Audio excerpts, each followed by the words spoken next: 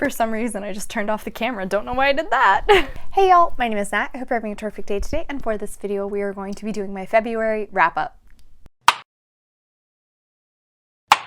Alright, so before you get into anything bookish, make sure to hit like and subscribe down below, as well as tell me in the comments what was the best book you read in February. So seeing as how it has been quite some time, let's first start out with the stats for all of the books I read in February. I read 10 books in February, and across those 10 books, I read 2,896 pages. That does include converting audiobook hours to pages, but in regards to audiobook hours, I read just over 25 hours. My average rating for the month was 3.84 stars, and I had one DNF.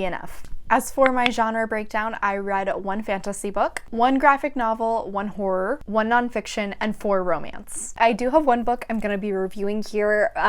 Technically, this should have been in my last recent reads, but it is published through HarperCollins, and the strike was taking place at that time, so I didn't want to post a review of it so I could stand in solidarity with the strike. But now that they have finally reached an accord, I can give an actual review for this book, even though it has been a few months now since I read it. Reaper of Souls by Rena Barron. This was the next in the Kingdom of Souls trilogy. Obviously, since this is a sequel, I can't really give you a summary of this one, but the first book is based off Western African mythology and Yoruba folklore. We are following our main character of Ara, who comes from a family of very powerful witch doctors. However, she herself doesn't actually have any magic. But when she discovers a secret plot from her mother, the High Priestess, trying to garner more power than necessary, she ends up trying to make power for herself in order to bring her mother down. Things evolve from that so much, and I can't say that evolution of the world definitely continued in this next book. That is an element I really adore in this series so far, but I do think there was some stuff in this one that definitely was repeated from the first. Particular God, we actually see it from their perspective a good few times, which kept me completely captivated. Not only that though, the atmosphere in this series is also very well done. It is spooky and unsettling, but it also drags you in, and that's a great thing because there is a lot going on in this book. There are multiple different plots taking place, as well as different political schemes, all of those mixed into the multiple different perspectives we are now flipping between in this book. I think we really only had maybe 2 or 3 characters in the first one, whereas there was probably 5 or 6 in this one. However, even with all of that, I will say the plot in this is still quite slow moving. Our main character Ara definitely felt like she had grown a lot from where we first meet her in the first book, and I really enjoyed seeing the complexity of her character. We also see from the perspective of her love interest, Rudijek. I was really excited for that at the beginning, but unfortunately his perspective did sort of let me down. I love his personality, and I was really interested in the abilities he has, I'll put it that way. But I was annoyed that it seemed like we were leading up to this giant action sequence in his perspective, only for him to completely miss it and everything just be summarized to us. By the end of the book, I also feel like he didn't really develop a lot in comparison to Ara. In regards to their relationship, they definitely have a Romeo and Juliet thing going on, and then there are multiple different elements now that are interfering with their relationship, and that sort of just makes me ship them all the harder, especially after this book, all of the things they go through together. Wow, these two deserve to retire into the countryside. There is also another romance that happens with another perspective that did kind of take my attention off of Ara's and Rudijek's. And then there's like this other one that pops up too that I wasn't a big fan of. Do you think it's pretty easy to get lost in this book? It's also pretty easy for information to be repeated ad nauseum, and for certain plot conveniences to really stand out. Towards the end, there are multiple different plot twists that take place that, while were shocking, once they're explained, I couldn't help but wonder how the characters never put that together, because they all seemed rather obvious. That same twist kept happening. Across the board, I also just wanted more action, seeing as how the first book took a lot of time to develop the characters and the world. I thought this one would have a lot more action, but it didn't. There was just more time developing the world and the characters. All in all, I did enjoy this one, but it did take a dip from the first. My Copile rating came out to about 3 stars, high 3 stars, but still a 3 stars. I do think this did suffer from middle book syndrome, but I'm very intrigued to see how the author is going to close out the entire series in the next book, which thankfully comes out in April, so I don't have too long to go. So now into the books I actually read in February. First up, I finished a series and I'm so proud, I'm so glad. But that was A Hard Day for a Hangover by Darynda Jones. This closes out the Sunshine Vikram series. I've never put together the fact that this is basically a Gilmore Girls cozy mystery. So this series is following our main character, Sunshine Vikram. She recently has been named sheriff in this small town she grew up in after her parents meddled in the election. She is not expecting it to be quite as crazy as it is, on top of having to deal with her teenager who's recently become obsessed with mysteries as well, and a flame from her past reappearing in her life. I have absolutely adored this series. I was pretty excited to get into this one, especially off of the reveal we have at the end of the second. With that event that happened, I thought we were going to see a lot more of the love interest Levi, but unfortunately, it feels like we saw less of him than we did in the second. Even with that though, what we did see, he is swoony, he is sexy, he is hot as hell. I want a Levi Ravager of my own. The family feels in this one definitely had me awing left and right. Sunshine and her daughter live in the guest house of her parents' home, and we see so much more of them in this one as well. Not to mention her best friend Quincy, who is sort of like a pseudo uncle to her daughter Ari. This entire family is so dang cute, and the romance is just fantastic. It hits so perfectly in this one, I literally have nothing to complain about in regard to it. Good spice, hilarious banter, healthy communication when it really matters. I mean, at one point, Levi actually apologizes for the fact that his concern came out as anger. Like, that is so healthy, that is so attractive. I loved it. Across this entire series, there have constantly been multiple different plots that take place. Sunshine is always juggling multiple different mysteries. Most of the time, I don't mind that. In this one, I do think those plots sort of suffered because of it. The main mystery felt pretty predictable, in my opinion. Another wrapped up really quick and easily, but the final one did have me in stitches and awing. It was so cute, but also hilarious. Even with all of that though, I don't think you can call this climax boring. Tension-filled and suspenseful. I was on the edge of my seat, continuously having to flip pages. I read the entire climax in one sitting. The ending of this book just barely lets you breathe as hit after hit keeps coming for you. I do think the writing in this one was a little stilted in comparison to some of Jones' other books. I've now read, God, like a lot of her books, and I can say that while the humor definitely is so perfect for me, I did feel like some of the dialogue in this one was a little too structured and just didn't flow organically. Along with that, throughout the entire series, we alternate perspectives between Sunshine and her daughter, Ari. Ari is about 14, and this is the first book where I felt like her perspective didn't read like a 14-year-old.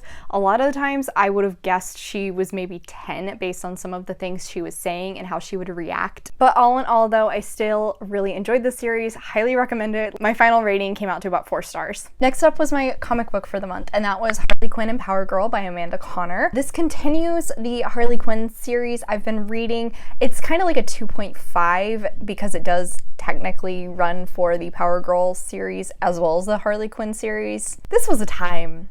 This was like reading a superhero Zack and Miri make a porno space opera. I really like the team up of Harley Quinn and Power Girl because they're quite different, but they definitely have some similarities. However, the lead up to this bind up is that Power Girl gets amnesia and Harley convinces her that they are a crime-fighting duo. So because of that, it felt like Power Girl's personality was a lot more stilted. She just felt like she was too much of a foil to Harley's ridiculousness, which then made it seem like Harley was trying way too hard for all of her jokes. And that's really saying something when they end up being sent to what is essentially a lust planet. Because how do you have something that's too much on a lust planet? Oh, and the antagonist is basically the purity version of Thanos. Yeah, there's a lot of Infinity Ring references and jokes throughout this. Definitely gets pretty meta. And with that sort of a setup, of course, there are tons of sex jokes, but every single one of them felt really juvenile. And then there's a ton of fan service with Harley and Power Girl, which is really odd when they're the main characters and they're trying to save this guy that's basically basically in a male version slave Leia outfit. I mean, seriously, y'all couldn't have played that up more? The end of the main plot and the big fight definitely took a detour, which made it more surprising and enjoyable. But then there's this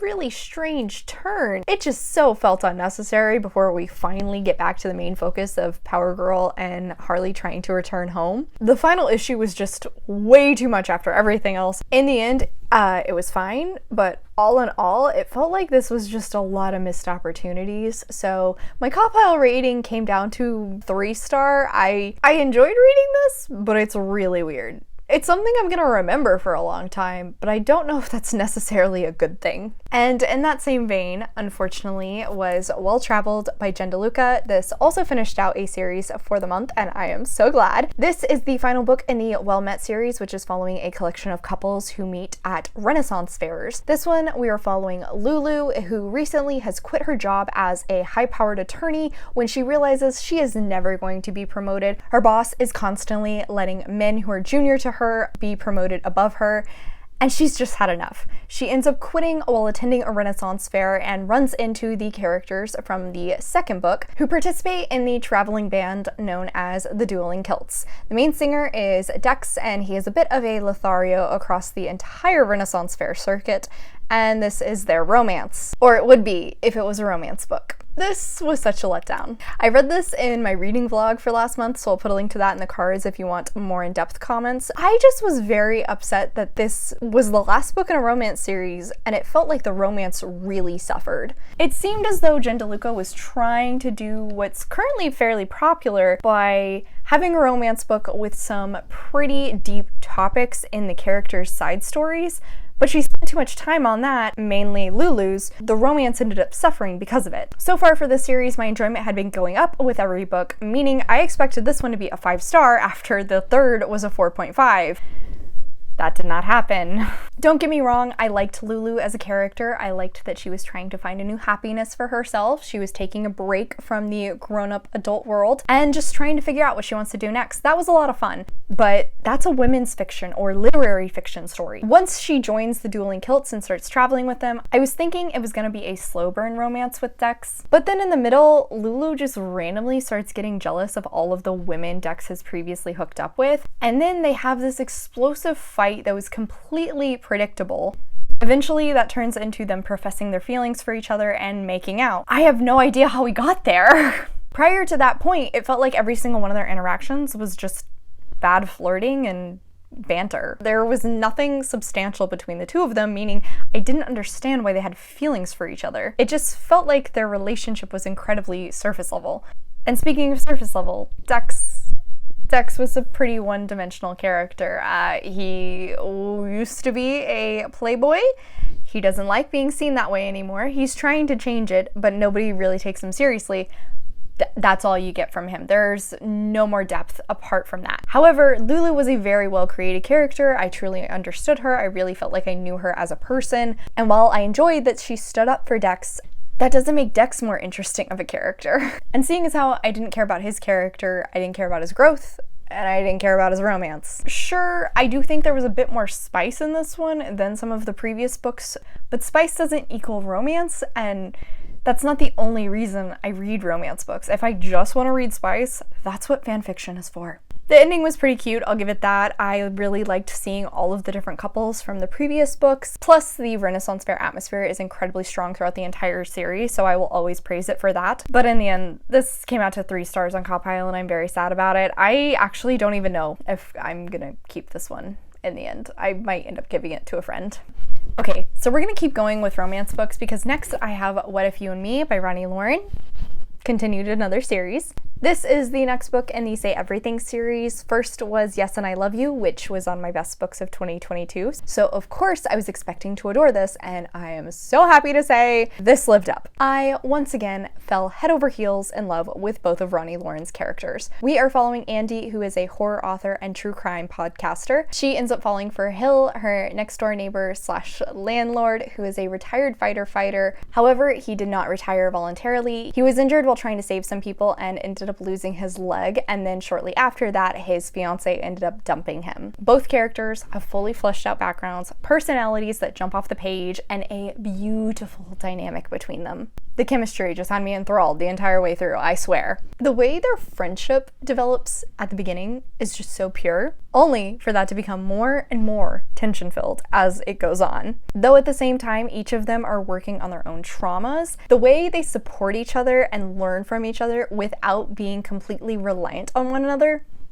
chef's kiss. It's so good. It had my heart in a vice. I could not tear my eyes away. The communication too in this book is just fantastic. I love that they are so open with one another and really talk things out. Andy was an incredibly fun heroine to follow. She just has this bubbly personality, although she is dealing with some demons between her anxiety and PTSD. The last minute suspense that occurred, I just adored how that was handled, because Andy was able to be her own hero while Hill was also still the knight in shining armor.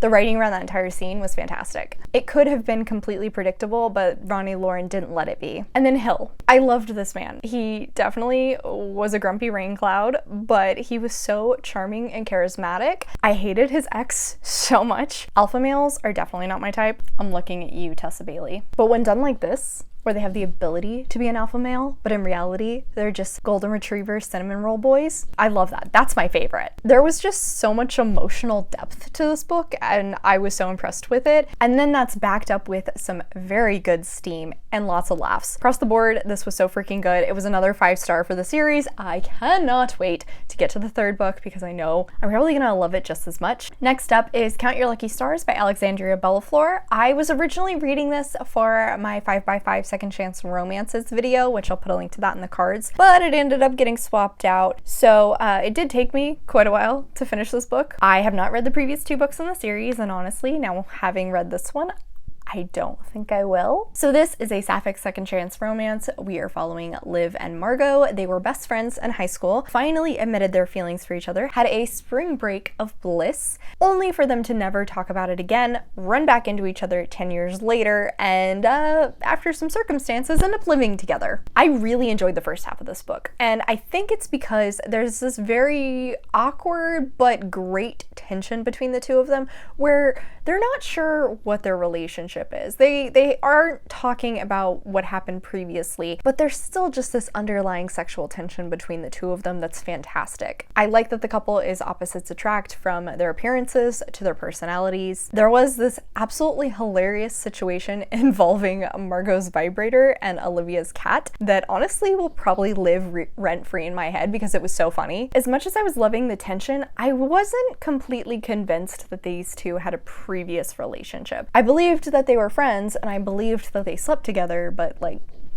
wasn't convinced by a prior relationship or prior feelings. Across the board though, what really bugged me with this book was something that Ronnie Loren did fantastic in hers. There was so much miscommunication around their relationship whenever they started becoming friends with benefits. They're basically both just hanging in this unaware fog, not sure of what the official label is or what the other person wants, that I would not be able to stand. I couldn't do that, and I think that's why I couldn't stand reading about it. Then there's the third act drama that occurs. I do think it was a necessary conversation for them to have, but I didn't agree with it happening with the given events that were taking place. I just think the context around it wasn't the best to cause that conversation. The resolution was pretty cute, though.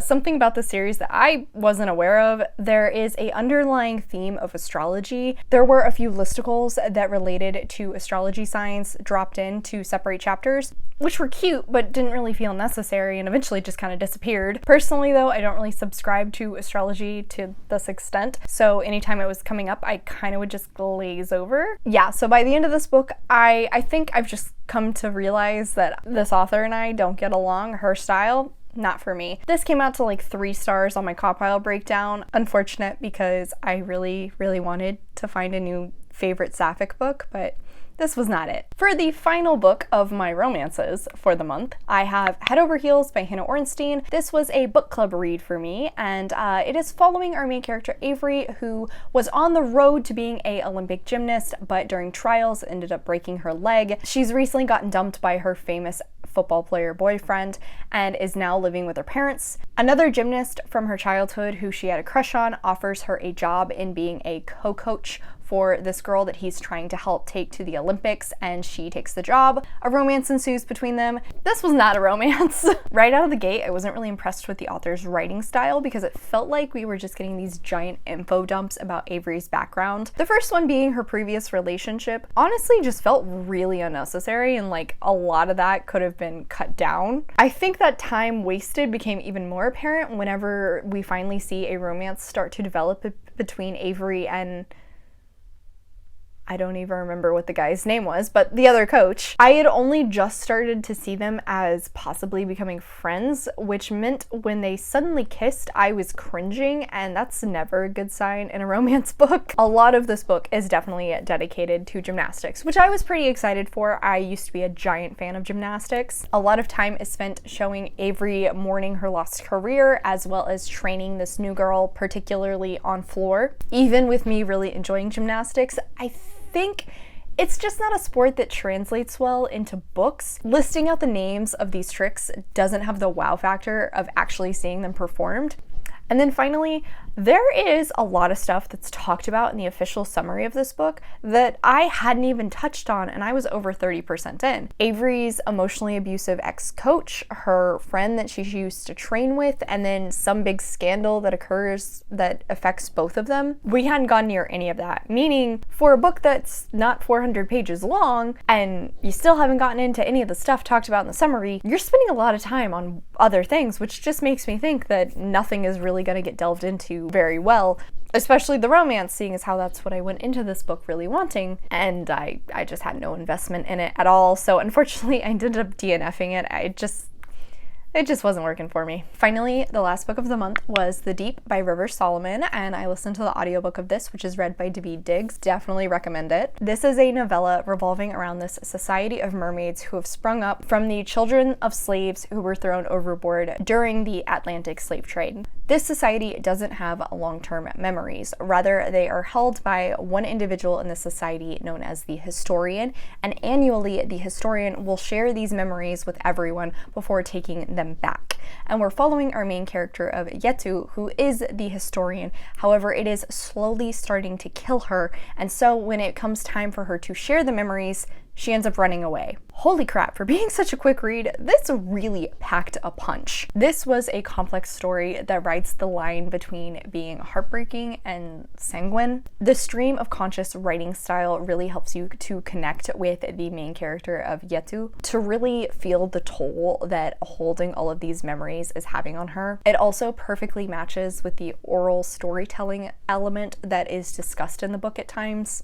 𝗖cie feels as though she has become nothing but these memories while being a historian. She has completely lost her identity, and it also prevents her from truly connecting with anyone else in her life. This book really highlights the importance of history and intergenerational trauma, but there are so many other topics that are brought up and discussed as well. Identity versus collective, gender identity, the mermaid society or the Wajinru are actually considered non-binary, but 𝗖cie, our main character, mostly goes by she, her pronouns throughout the book. This story was just darkly beautiful, and the writing was just the same.